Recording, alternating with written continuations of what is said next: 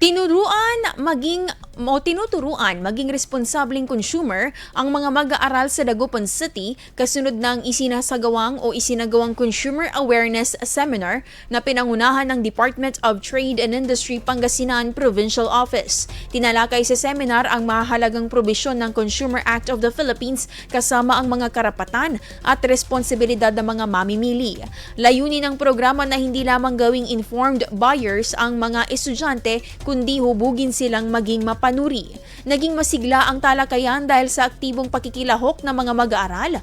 Nagbahagi sila ng sariling karanasan, nagtanong tungkol sa mga isyong kinahaharap sa araw-araw na transaksyon at nakibahagi sa interactive quiz na nagpatibay sa kanilang natutuhan.